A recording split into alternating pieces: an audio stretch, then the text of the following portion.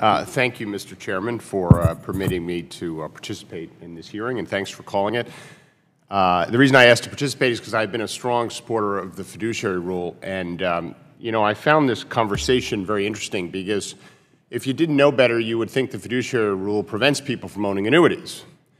It, in fact, doesn't prevent people from owning annuities. For example, it discourages people from selling annuity products if, when you include all the fees, it's deemed to be not in the best interest of the client. And I think there is somewhat of a broad agreement here that investment products that are in a client's best interest is a more important standard than the current standard, the suitability standard. I think in a perfect world, everyone here would agree that we would love for every client to receive investment advice that is in their best interest as opposed to just suitable. So the issue seems to be that because of this rule, which, trust me, I agree, it would be terrific if the SEC would have put forth this rule. They do probably have more expertise in the area, but they didn't do it. And I think a future where the SEC comes up with a rule for all investment advice and we synchronize the fiduciary rule from the Department of Labor with that could be a great outcome, but I wouldn't want to delay the Department of Labor fiduciary rule because it seems to be the forcing function to get the SEC to finally try to do something on this. So I think that's a false choice. I think we can have the SEC do something on this, and then we can see what they come up with, and we could look at the fiduciary rule, and we could synchronize them in one standard.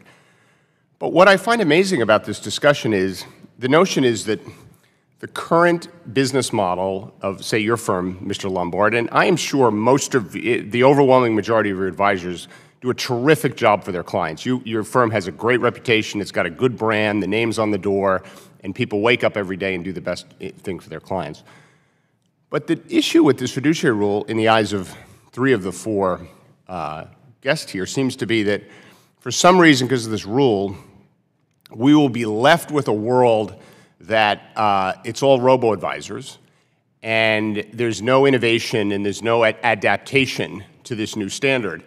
And that just seems so contrary to how we think about our capital markets and our entrepreneurial economy, because as someone who started 2 financial services companies from scratch and took them public on the New York Stock Exchange prior to being here, and specifically started companies that focused on opportunities that was created by larger financial institutions who weren't adapting to the market's needs, either because they had legacy systems or legacy compensation structures or some legacy practices that made them hard to respond to the model.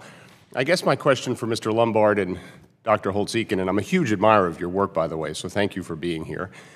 Why do you think, for some reason, that suddenly the private economy, the entrepreneurial economy of the United States, won't take this new standard, and if your firm can't respond with a high-quality product where human combined with technology allows people to get advice at a best interest standard, why don't you think all kinds of entrepreneurs raising all kinds of private capital won't start all kinds of new businesses to exactly meet that need and outcompete you if you're stuck throwing your clients out of your firm or putting them on some automated Siri-like system? I mean, I just don't understand why you'd bet against the entrepreneurial economy of the United States.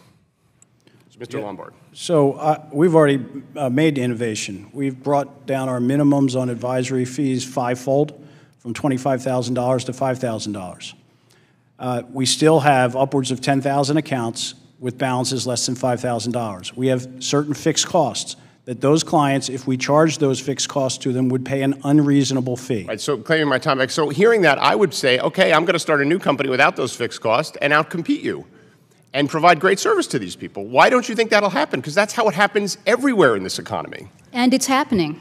Right. Dr. Eakin? So I have sort of two responses. First of all, it's a fantastic question. It's right on the mark. And there's a broad concern, which is also going on in financial services, about the birth rate of firms in the U.S. economy, which has been declining steadily. Yes. And which a few years ago actually fell below the death rate of firms. And that's a troubling trend. But there's other reasons for that. So I worry that the regulatory burden contributes to the inability to enter and provide the competition you're describing. I agree with you in other markets. I say this lovingly. I hope you're afraid of going out of business every day. Do you want that kind of competition? The second thing I'm worried about is exactly the mirror image of the concern that's been expressed earlier, which is how long does that take? And in the interim, what happens to everybody who had advice and is now gone? Transitions are tough. I acknowledge that, and we ought to be smart about that. But I just think that people innovate out of this issue. Gentleman's time. And if we could add, it's that innovation that's serving the small accounts. Gentleman's time has expired. The chair recognizes